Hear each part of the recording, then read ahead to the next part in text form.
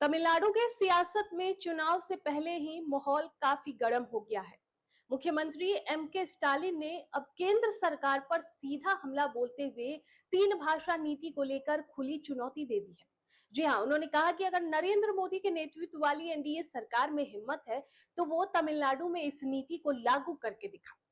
देखिए, एक चुनावी रैली को संबोधित करते हुए स्टालिन ने प्रधानमंत्री, केंद्रीय शिक्षा मंत्री और गृह मंत्री पर निशाना साधते हुए कहा कि वे चुनाव प्रचार के दौर साफ करे कि क्या वे इस नीति को राज्य में लागू करेंगे।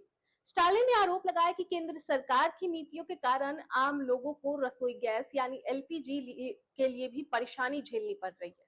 उन्होंने जनता को सवाल को दोहराते हुए कहा कि मोदी जी एलपीजी कहां है। उनका कहना है कि बढ़ती कीमतों और आपूर्ति की समस्या ने आम आदमी की जिंदगी को मुश्किल बना दिया है। उन्होंने ये भी दावा किया कि एलपीजी की कमी के कारण कई छोटे रेस्टोरेंट तक बंद हो गए हैं, जिससे लोगों की रोजी रोटी पर भी असर पड़ा है।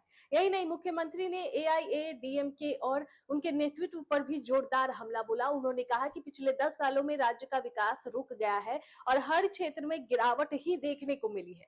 एनडीए के डबल इंजन मॉडल को उन्होंने फेल इंजन बताते हुए कहा कि तमिलनाडु में इसकी कोई जगह नहीं है।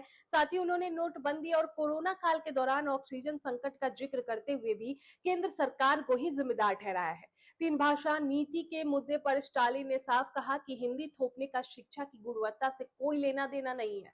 उन्होंने आरोप लगाया कि तमिलनाडु द्वारा इस नीति का विरोध करने के कारण केंद्र सरकार शिक्षा से जुड़े फंड को भी रोक रही है। उन्होंने दोहराया कि जब भी केंद्र के नेता तमिलनाडु आए तो उन्हें इस मुद्दे पर अपना रुख जो है वो स्पष्ट बताना चाहिए। तो कुल मिलाकर चुनाव से पहले तमिलनाडु में भाषा, महंगाई और केंद्र बनाम राज्य की राजनीति अब बड़ा मुद्दा बन चुका है।